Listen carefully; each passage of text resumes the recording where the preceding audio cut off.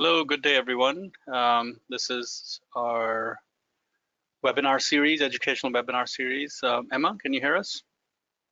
Yes, I can. Can you share your screen? I am going to do that right now. Let's see.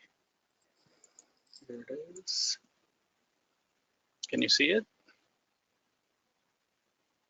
No. No? Okay, 1 second.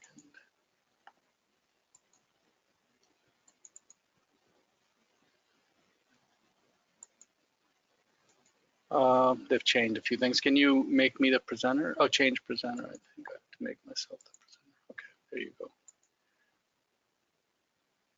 Okay, can you see it now? No. Yes, now. Okay. Great. Sorry, folks. Okay, well, good afternoon, everyone, and welcome to the SafePaaS monthly webinar series. Today, SafePaaS CEO Adil Khan will be discussing data privacy with you all, how to discover, remediate, and prevent data breaches. Any questions you have throughout the presentation, please put them into the control panel question box, and we will have the question and answer session at the end of the webinar. So, Adil, if you'd like to kick off the webinar. Yes, thank you, Emma, and thanks everybody for attending. I see quite a few people from our European team join, which is very welcoming given the year or so of GDPR experiences that we're facing. So one thing I do want to ask you to do is ask us a lot of questions. I'll try to answer them as we go at the end. So if you can put them in the chat box, and also we're recording this. All feedback is and stories you want to share are welcome. Keeping it pretty straightforward, about 45 minutes of what our lessons learned, if you will, over the last year or so on this important topic.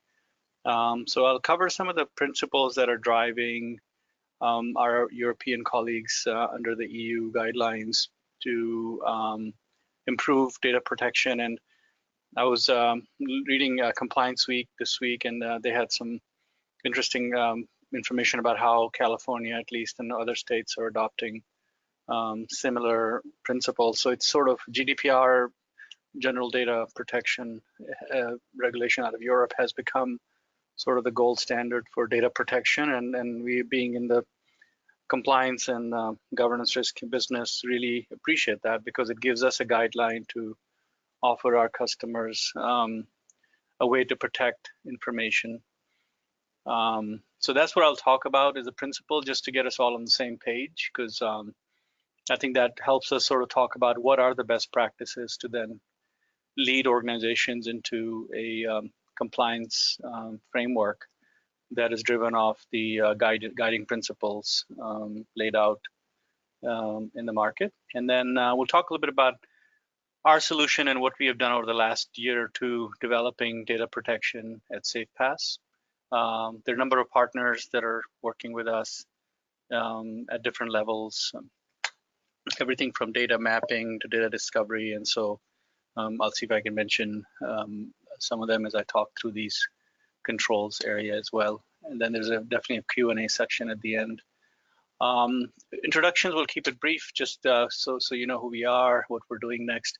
The next big event is the important part here, is on October 16th in Geneva, Switzerland. That's the ISACA European Conference. So if you're planning to be there, please reach out to us through LinkedIn and our page and let us know when you're coming. We have a number of events planned, and we also are participating. I think we're presenting there as well. One of my colleagues is presenting there. I think the rest is pretty current. There's Open World coming up. And other IIA local conferences that we're attending. So, and then monthly webinar. The next webinar, by the way, is another exciting topic. If you want to watch out for that, is around cloud transformation. So we're getting a lot of interest from our market and our customers around that. So keep an eye on that topic. So that's just on our topics and what we're doing. Customers. So again, the customers, about 250 out there. Different market segments, and if you are interested in a case study, Emma can give you a much more detailed case study in terms of benefits and results and so forth, and the pain points, of course, that we've addressed, because each company is unique, and one site doesn't fit all, but we do have similar case studies that could help you create a business case for data privacy, as an example, or other compliance regulatory type requirements that you might have. So yeah, I found this slide crediting this organization that did a research around the Identity Theft Resource Center did a study that shows that data, that's kind of where the topic comes to our mind, is data breaches are the new normal, because you can see that they're growing over the years, and this only takes us to 16, but you can extrapolate that number higher. Even though there's some studies suggesting that companies are responding better after GDPR, which is encouraging. The news that I'm seeing, and I'm sure many of you are seeing even as early as last week, indicates that there are a number of organizations that are facing fines, and I won't name household brands and shame them, but people are doing best efforts. The customers we talk to are doing best efforts, but they're not good enough apparently, and so as a result, you can see this becoming a new normal, right? And so what we're going to talk about is how do you discover, remediate, and prevent data breaches. So like I said, let's start with the principles. So I kept it pretty high level. There's much more granular detail that you can find on the internet and through EU websites. But I wanted to just frame the issue, so I kept it to the 7 main principles for this session. So the first one being lawfulness, fairness, and transparency. And how I see that is that being able to get your either consumer or employee or whatever the case may be, their data that you're storing in your ERP systems, and that's kind of where we come from, right? That's our specialty, and many of you on the call are coming from that perspective, hopefully too. So when you gather that data in your ERP system, whether it's in the HR tables, supplier tables, etc., that it is a good reason to do that. There's and I think in our case, the customers we talk to obviously have a good reason. It's just that, as I say always, it's always good to be able to demonstrate that, to the independent auditors or regulators, or self-assessment, as most companies are doing in this situation.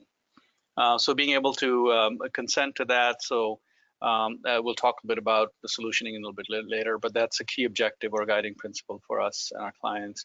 Shifting data controls back to the individual, right? So the ownership of data is very important under this mandate, and the individuals do have the most important right to be forgotten.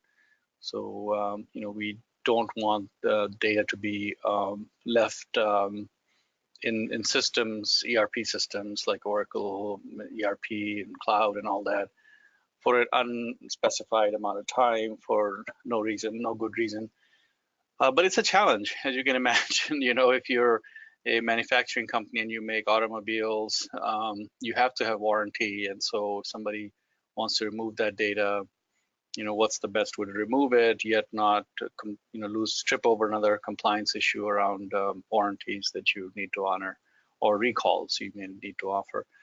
So it's a little tricky when it gets into, across multi-platform. For most enterprise customers that we're dealing with, you're dealing with, multiple systems, areas where data is stored, and not to mention just the basic SDLC cycle, right, where data is not only stored in production, but copies and copies of production and clones of production. And so it becomes, this becomes a little bit of a challenge in an ERP, and we'll share about what we're doing for our clients to help them address this right to access and right to be forgotten, which is a tough one to do in an ERP system that has a number of constraints and so forth.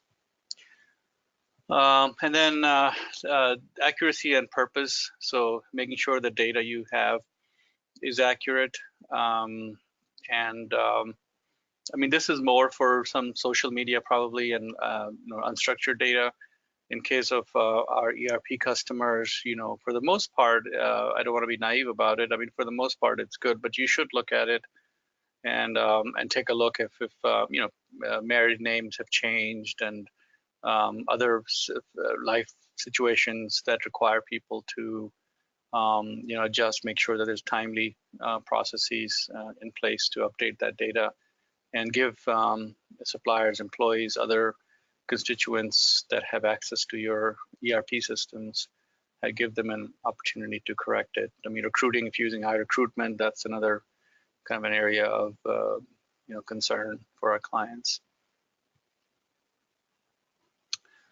Next, data administration and storage limitations. So it introduces this concept of privacy by design and by default. So it's basically saying, to what I read there is, making it inherent, right? So people that are advising us as we're going through our own GDPR compliance have gone through that.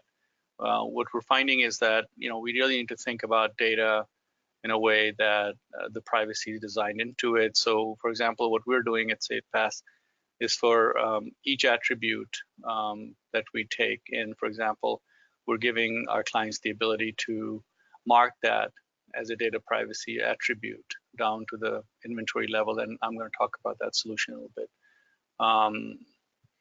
And the storage limitation principles mandates that personal data must be stored no longer than is required. So, data archiving policies become much more important. Data retention policies that we've all had for years, we need to put them to live in our systems, and that's what we're doing here at SafePaaS. Integrity and confidentiality. So, most of the organizations we work with clearly believe that, but we're getting more and more requests around encryption and obfuscation of data, especially around the personal data, such that identifiable data, right? That what we used to call PII or still call PII. This just takes it to the next level, puts more structure around it. So where we can make it anonymous, for example, in a clone of production, which I mentioned a minute ago, I know that's a very common scenario where you can, only keep that data in the production system. And even in production, we've had a couple of clients that have asked us to help them implement a, database level encryption, which is costly, by the way. If you haven't checked the licenses on Oracle Enterprise encryption technology as an example, which is what I work with mostly, it's not a inexpensive exercise. So, some clients are opting for just using the capabilities within the standard Oracle to anonymize or obfuscate that data using the tools that are available through SafePaaS, for example, through Data Pro, which I'll talk about. But you can go through a complete encryption mode. It does take a while, so we're thinking it's about a 2 to 3 month exercise to make sure that everything comes up right and there's no performance impact or minimum performance impact. So in this case, Article 25 mandates the controllers implement appropriate technical and organization control. So the concept of data process owner, data process officer is very important, right? And so not all organizations have it today. They may have a joint responsibility. We ourselves are doing the same. We have a data protection officer appointed that is looking at all the data privacy issues on a periodic basis to make sure that ourselves we're collecting and as a processor of data. There's the controllers of data and processor of data, so we kind of fall into the processing category of that data on behalf of our clients. So, for example, we have a contract that we abide by when we process our clients' data, and also import their data. They export the data into us. Accountability, the principle 7, and the pieces I pick up in this category are data protection officer governance. So I just talked about that a second ago in the previous slide. So the accountability resides with a data protection officer that we appoint that looks after all this information coming in, make sure it's a pivotal role to be able to facilitate and coordinate activities within the organization. For example, working with your CIO's office, CTO's office, as well as the audit organization and other constituencies that have access and control that data within your organization. Data breach notifications becomes mandatory. So under some of the guidelines in the US, that has been the case. Many of our customers have already have these systems in place for good measure because of, just again, data breach being a new normal. So we've all heard of, the credit agencies, for example, reporting their data breach. There's also been concerns when the data breach is not timely reported and significant fines and so forth, which I won't get into the details of. You guys can probably aware of all that. So data mandate, what that means to us is that there's got to be a mechanism to report that in, let's say, 72 hours. And it's got to be reported to the right agencies, certainly to individuals if you have access to their information. And so yeah, there's some, obviously you can see that technology can help there, even though it's not what people want to deal with, but it's a reality, and we need to have that facilities in place and have them tested just like we test other data issues like data backups and recovery. Should be able to test that capability and make sure it's certifiable, and your DPO can certify that.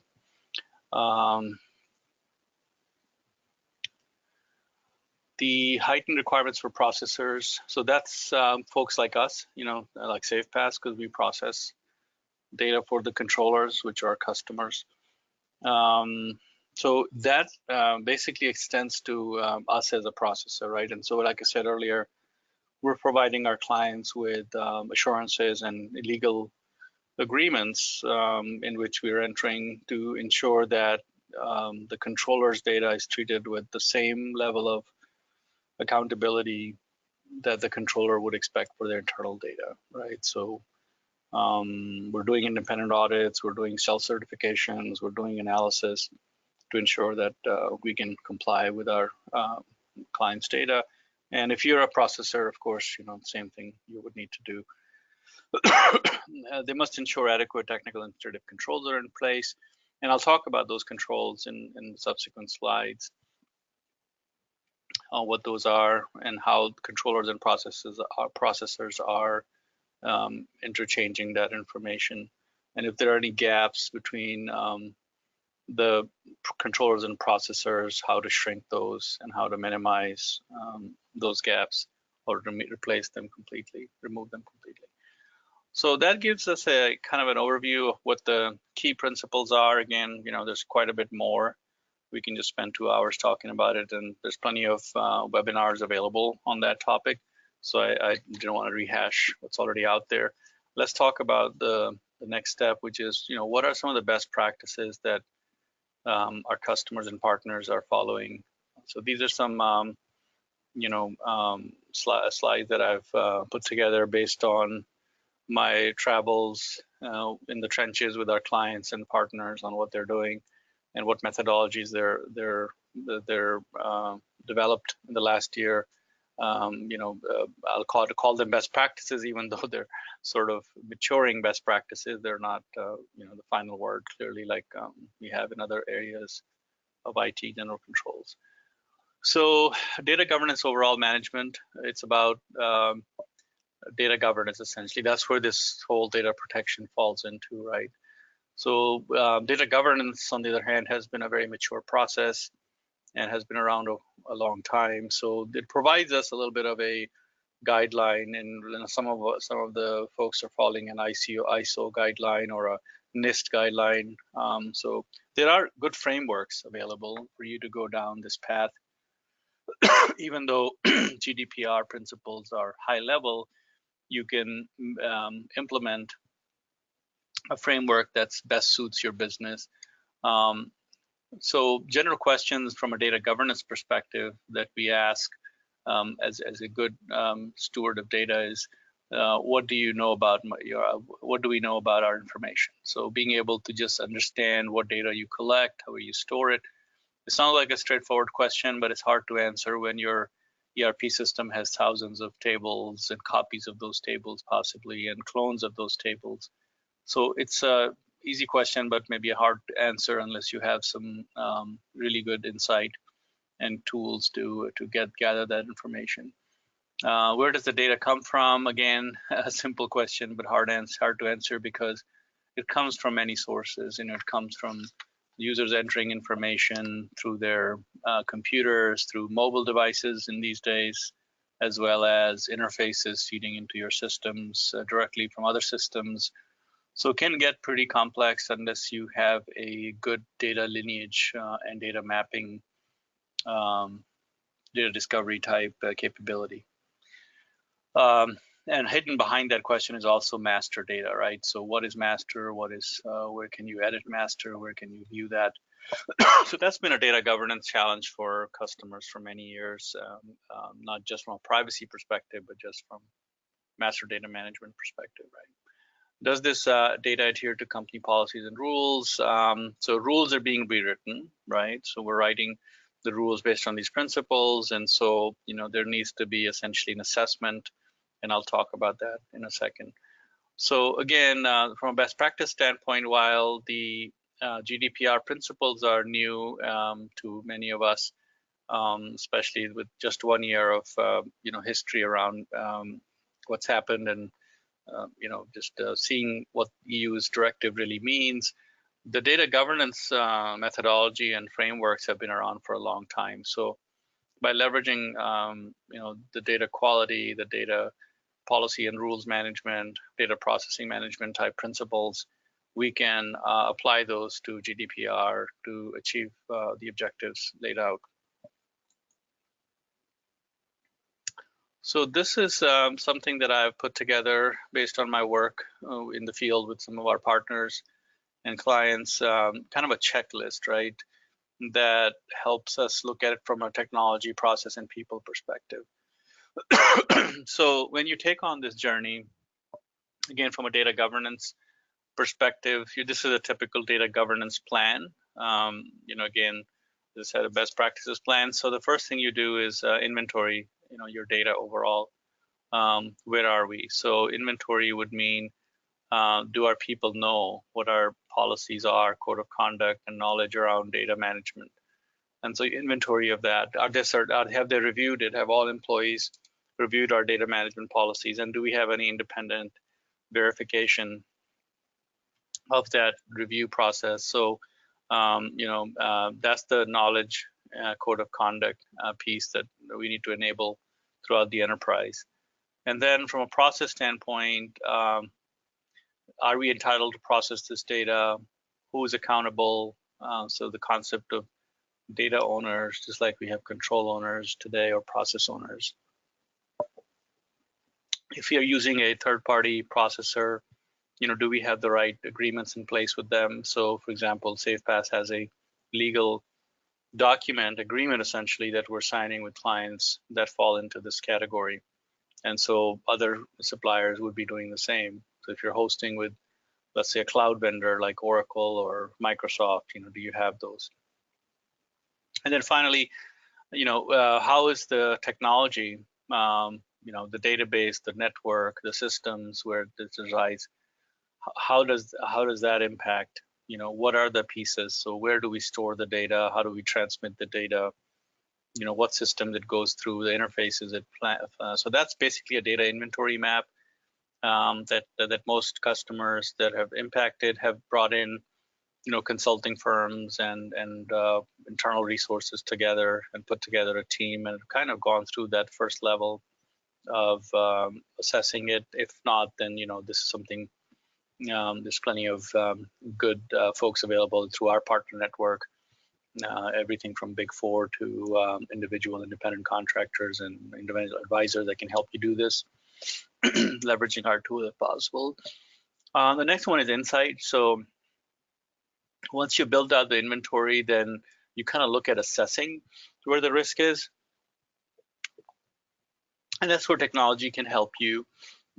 Something like Data Probe from SafePaaS can help you do that. We have partnerships with folks like Protiviti, Mentisoft, and others that are helping us with this exercise.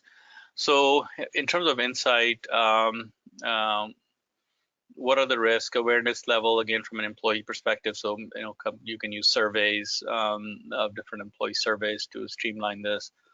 Smaller organization, you can do a top-down, interview process, but some sort of gathering of that knowledge that you've inventoried in the previous step.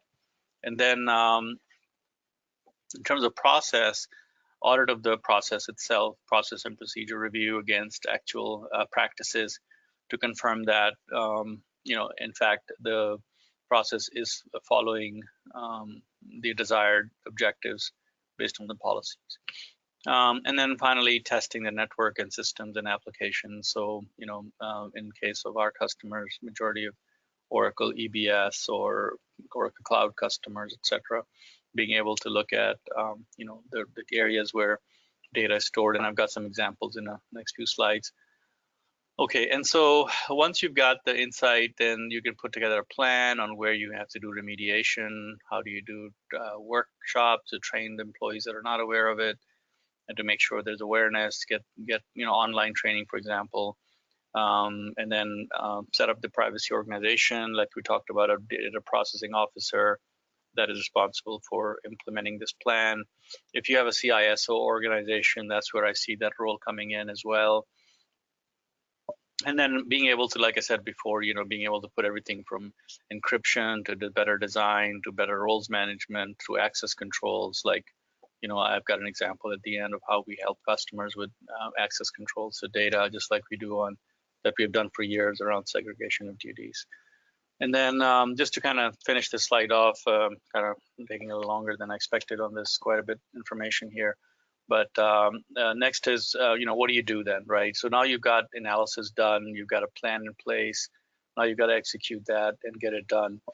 So workshop and training completion, proof of that is done, people are educated and informed, assign data protection officers in place, setting up the administration office, implementation of the various privacy policies like data encryption, obfuscation, etc.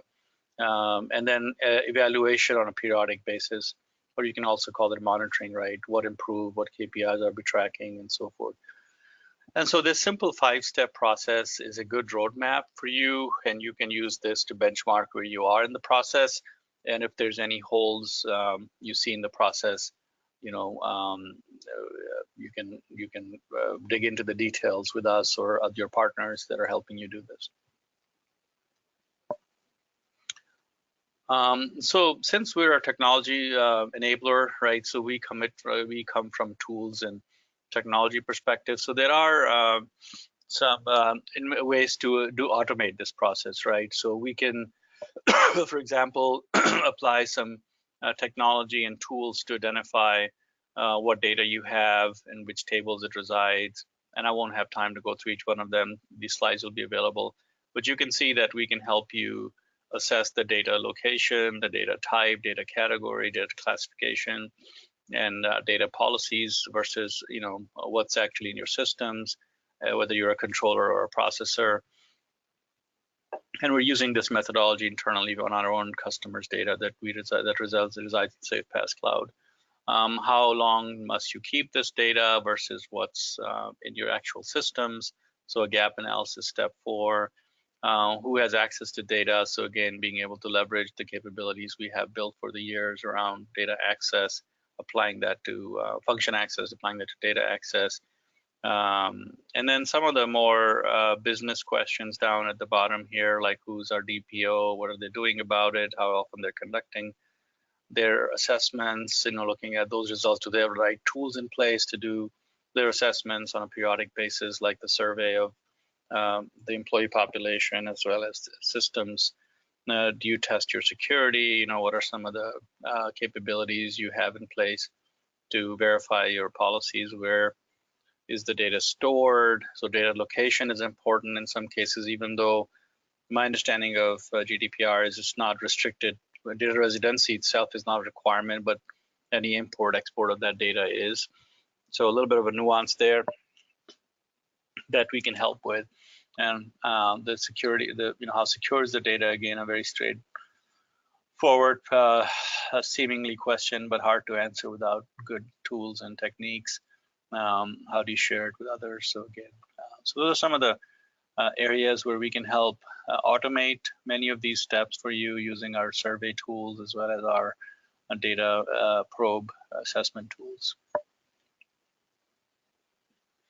So then is the protection. Now we're talking a little bit about, okay, how do we, now that we have done, gone through the assessment process, what are some of the best practices around protecting the data? And so we kind of see it as, this 4 layers steps. So cloud or SaaS layer, application layer, file systems and volumes that are local, and the media itself and disks. So I won't again have time to go through them. These slides will be available, but you can see that we have put together, based on lessons learned over the last couple of years, a kind of a inventory of risk mitigation best practices here. So if it's cloud, you're typically looking at privileged access and controlling that access, which is in our wheelhouse. That's what we do today for our clients. So that nicely maps up to our strengths and core competencies that you may already be familiar with. Compromise or failure, cloud environment, that's something that typically comes under a cloud vendor like Oracle under SOC 1, just like we do it. And then any kind of legal access requirements. Let's see, on application and database, it's basically the access at the DBA level, database administration level, application admin level. And something we have introduced last year or so, which I've included as an example, is called what we call the Firefighter ID, that enables us to look for users with high elevated privileges within the application, whether they're on-premise or in the cloud. At the file system level, you're looking at various account access again at the server level. So who can get to the transfer files or interfaces. If you're using an IaaS or PaaS, who has privileges to that underlying platform, because that again provides access. And then physically, where's the media stored, and the risk of loss or theft. We've heard of the stories about media falling off the truck during transport. So the risk has to be dealt with, or data center for that matter. And then data controls, your encryption type controls on the right there in the green. Encryption at cloud and SaaS services. So like I said, we are offering our clients full disk encryption, full database level monitoring and so forth, tokenization. So some of the methodologies or data controls that are available to you to mitigate the risk that are identified in the media in the middle of that page. So again, those are some of the best practices. Hopefully those resonate with many of the initiatives going on in your organization. And this, please use this as a checklist to really make sure that you have completeness checked off. Okay, so now that we have kind of put the controls in, we know what the remediation needs to be based on the violations of those controls you've identified. So remediation response is the next step. And in this category, what I've done is put together just some general guidelines on remediation as well. So developing policies and procedures, training, monitoring systems, and then incident management, right? Those are the 4 top bullets or squares in the top, rectangles in the top. And then below that are the various tasks that can be included in an overall plan to get to that prepared stage on the right. And so again, for the time being, if you can take this as a starting point and customize it for your own business, we can help you with the details. We have detailed project plans and templates to help you execute each of these areas. So I'll just walk through it quickly in the next few minutes. And so developing policy and procedures, I think we've covered that, sort of what the principles are. So based on those principles, you would develop some of these policies, procedures internally. There are some good material available through EU that provides you some templates to get started. If you need to look at it, please reach out to us and we'll forward you that information. Report incidents to IT service desks, and then contain threat, restore systems, document incidents. So those are different policies that you would want to put in on the left column here. And then training, I think we touched on that. Don't underestimate training. There's quite a bit of training effort here for various folks, especially the people that deal with data management on a daily basis. So being able to assess and categorize those, collecting and documenting of evidence, and how do you validate? So once you develop these policies, then you've got to put them to work through training and so forth. And once the training is completed, then you're looking at monitoring the systems that actually track these policies and procedures. And that's where, again, MonitorPass and some of the monitoring tools we have are helpful. So coordinating the response, eradicating the threat, modifying and revising incident policies and procedures based on the lessons learned, test incident response. As I mentioned in previous slides, that's a key step to be able to identify the risk and mitigate that. And then finally, to get to the prepared stage, this last column around evaluating on a periodic basis incidents for reporting requirements, evaluating incident for breach notice, plan notification, report to appropriate regulatory and recovering from that, and notifying affected residents. So there's a big laundry list of remediation response. And then for ongoing monitoring, how are we doing once we've gone through remediation? So assessment of data and compliance data on a periodic basis, data gathering, standardization. As I mentioned, NIST is a good way to go about it. And it's a mature framework that's been adopted by many of the organizations already, and it gives us a good guideline. So we're sort of following that internally here with SafePass. Rules engine correlates data to standards, so that's the SafePass rules engine, as many of you would be familiar with it. And that gives you the ability to analyze, but also scoring, right? Being able to score using the analytics capability we already have in SafePass. That how are we doing against the results that we identified, breaches we've identified, or possible, potential breaches, rather, potential risks we identified. And the last component of continuous monitoring is drill down into those reports and workflows and make sure that those tasks are getting executed to ensure that data governance controls are operating effectively, whether it's a self-assessment or independent assessment.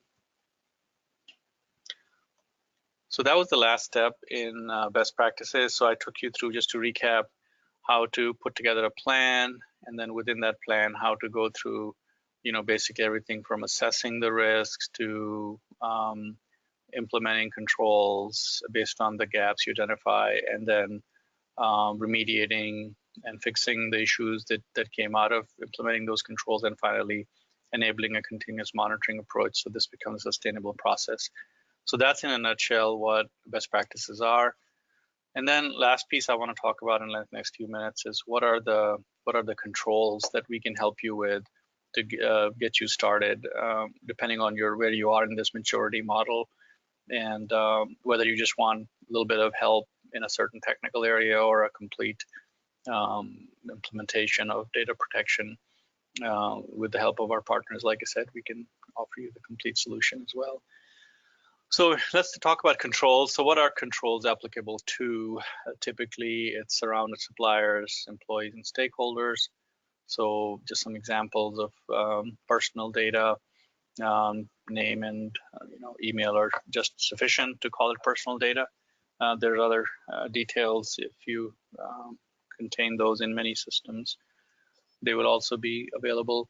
Other identifiers that some are obvious to us here in the US, like Social Security and so national ID cards, but there are others too, like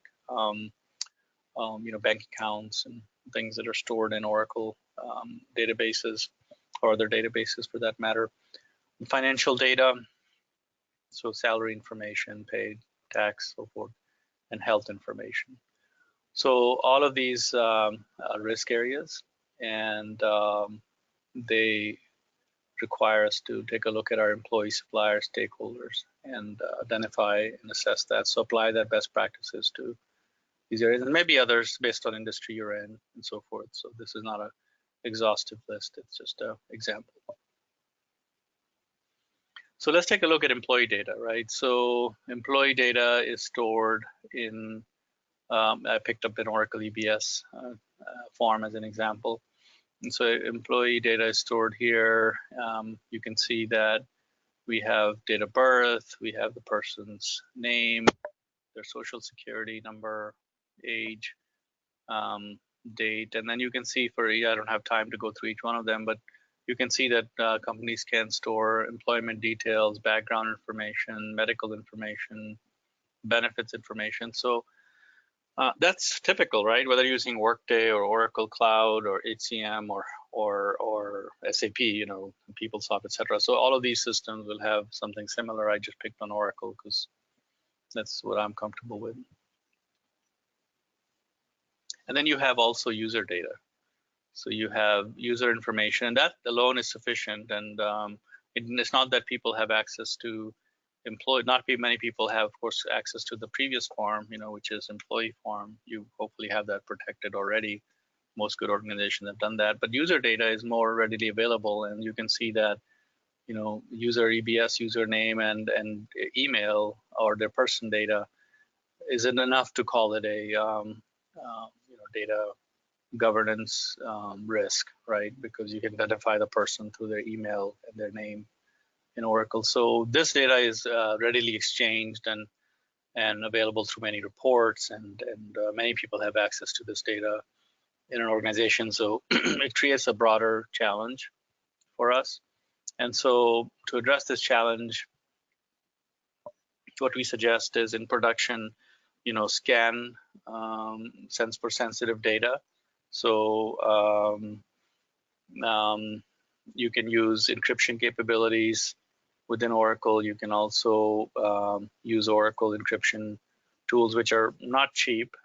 So there are other methods that we have implemented for our clients for essentially limiting that access by obfuscation and providing them keys. In the test case, it's a little bit easier because you can possibly replace the emails with other generic mail or something like that, so that it's easy to scramble because you have usually a broader access in a test or development instance. So, but again, to parse the data in test or prod is hard, right? That's difficult to do because you need that data to do your testing and pass it through your SDLC cycle. So there are different ways that you can go in and anonymize that data without losing the ability to test your patches or other functional updates that you're making to the products or ERP systems. So main point that I want to get across here is that there is typically a different strategy for production versus test and development following your SDLC cycle, and you may apply different tools and techniques from SafePaaS and our partners. So this is our full controls framework. You can see that we have added a few things around data privacy. Data privacy monitor is specifically designed for monitoring that last piece that I showed you.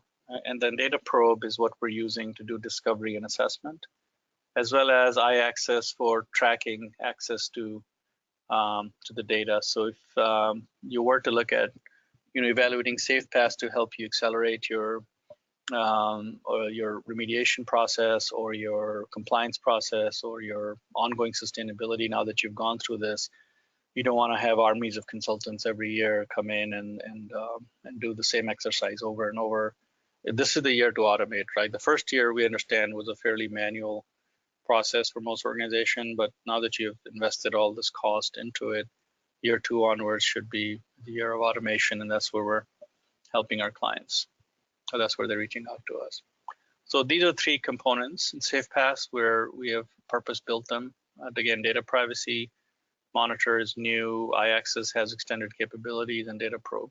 those are our three main categories to help you go from that, everything from assessment to data inventory to remediation to prevention and monitoring. So this is kind of what the solution looks like. So based on your enterprise policies, what we'll do is help you set up, identify the data protection elements, right, based on what you've defined in the policies, and apply the data discovery principles to detail the data inventory. That's where Data Probe can come in and help. And then from there, you can decide which way you want to go. You can go down the encryption approach. You can go down put the database access controls as well, so that this protects you. You can add encryption to the network and disk database layers. So that's data at motion, data at rest type controls. You can enable auditing on changes using for things like Data Monitor, and then improve your general security area and scramble the data and when you clone it. So this is kind of a 5-step process where you can apply the controls using those 3 tools that identify on the previous slide to basically get to a protection from a SafePaaS perspective. And then you'll have the ability to basically monitor the changes by application, by data source, or other criteria, and classify the data by different elements,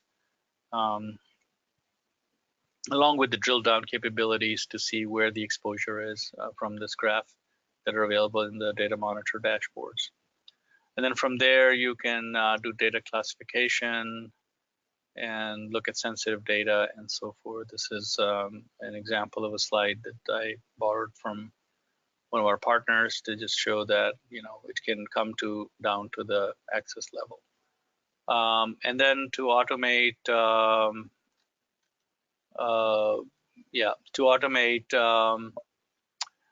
we have the iAccess tool. So this is what we call Firefighter Access, which I mentioned. So we've added the ability to include the data level risk.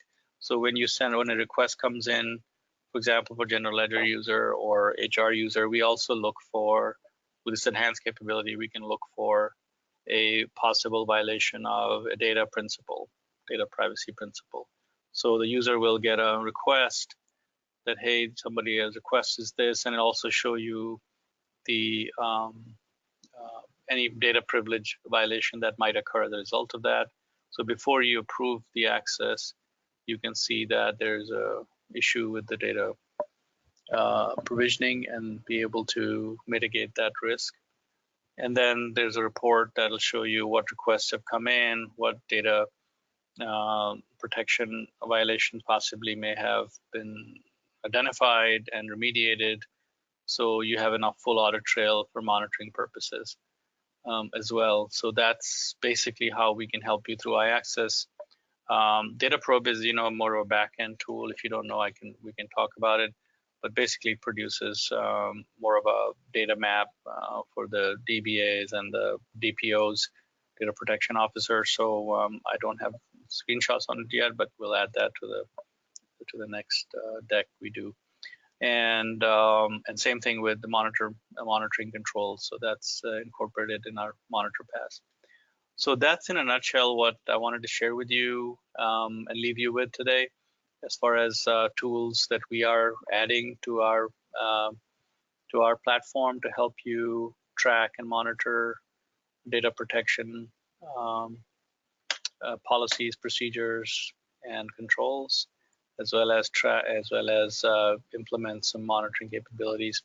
So I'll turn it over to you, Emma, see if there's any questions so far. I went a little over, I apologize. I was hoping to finish in 45 minutes. Yes, we have had a couple of questions come in this afternoon. The first one being, do you support non-Oracle systems like Microsoft Azure? Yeah, that's a great question. So, even though this presentation is more about Oracle, because that's my comfort level, but we are working with a Big Four audit firm that has installed SafePaaS in Azure.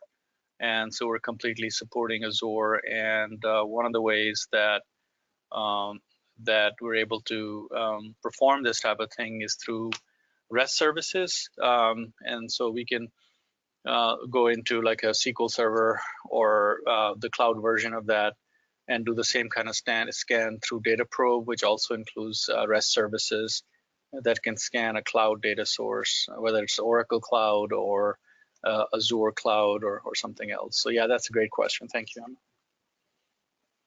Another one, how long does it take to complete assessments? Yeah, I mean, that's a typical consulting answer. It depends.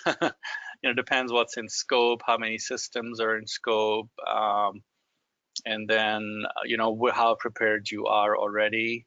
If you've already had consultants come in and do a lot of the manual assessment work, or you want us to help develop that from the principles, where we would probably bring in one of our partners to do that work. So yeah, it can, the last couple of things that I've looked at, looking at 4 to 6 weeks to complete the assessment. But again, it depends on quite a few other variables. Okay, and how does it work with cloud like Amazon AWS? Another popular topic from our customers as the clients are continuing to transform to cloud, whether they're using standard, AWS or Azure or, Oracle and others. So yeah, I mean, there's a lot of good services, especially with AWS, that are available to us, analytics capabilities, which we can hook into. So depends what your application infrastructure looks like with AWS, if you're on the latest and greatest or not.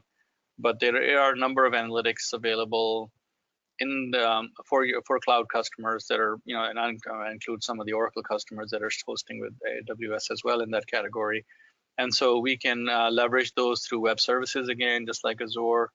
And we have knowledgeable folks on our side in our technology team that are very comfortable with AWS. So be glad to, again, look at your configuration in AWS and recommend an approach, leveraging as much of AWS as possible because you're already paying for that. But still, you need that independent verification in a tool like SafePaaS and maintaining your audit trail for data privacy and disclosure and the notifications and for your DPOs and your management CISO's office. So that all still be SafePaaS, but SafePaaS can talk through the services made available at AWS, which are fairly advanced and a good source for you to get that data protection. So thanks, everyone. I think we're almost out of time. And if you like this presentation, we'll make it available for recording. Please feel free to share this with your staff that's concerned about this topic, or if your partners and clients are interested, feel free to share that. Emma, I'll turn it over to you for any details about how you're going to make this presentation available and all that.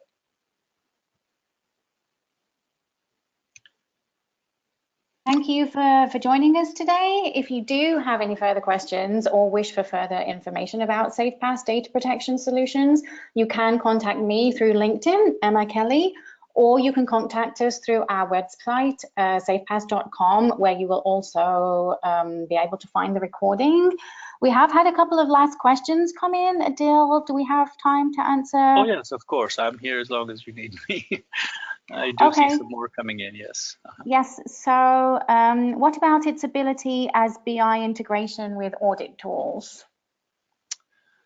Yeah, so audit tools are like, for example, Teammate, and I guess there's some SOX tools too, like BWise and others that I've seen in the market that have the ability to essentially create an audit plan. So you can create an audit plan to perform that assessment, for example. And so there's a couple of ways to integrate SafePaaS into it. So if you're using SafePaaS, for example, Data Probe to do an assessment and you want to take the results into it, We can run the analysis in Data Probe, for example, identify those risks, and you can import them. Most of the modern tools will have the ability to import evidence just like you can from spreadsheets, right? So you can take it down to a spreadsheet and import them like that. That would be the simplest and most cost-effective way of doing that. I mean, if you're looking for more automation, I would suggest considering some kind of web service. So it's an ongoing integration. Just depends on the scope of the problem you're trying to solve. But if you just want to get started and you don't want to spend a lot of money on it, I would say just get Data Probe and have the integration be done through a import-export process available through Data Probe and the partner app. We do partner with tons of apps, so chances are we have run into most of the popular tier 1 apps. If not, we'll work with you to make sure that there's integration. So we invest in our customers to make sure that if they are interested in there's a big enough market, like we do with all the ERP systems, we're a multi-platform solution, so we'll help you with that. Anything else, Emma? I think we're almost out of time. Yes, I think we're done for today. So okay. So once again, and thank you everybody for joining, and please feel free to reach out if you do require any further information about any of our SafePaaS products. So thank you and have a good day. Thank you, everyone. Bye now.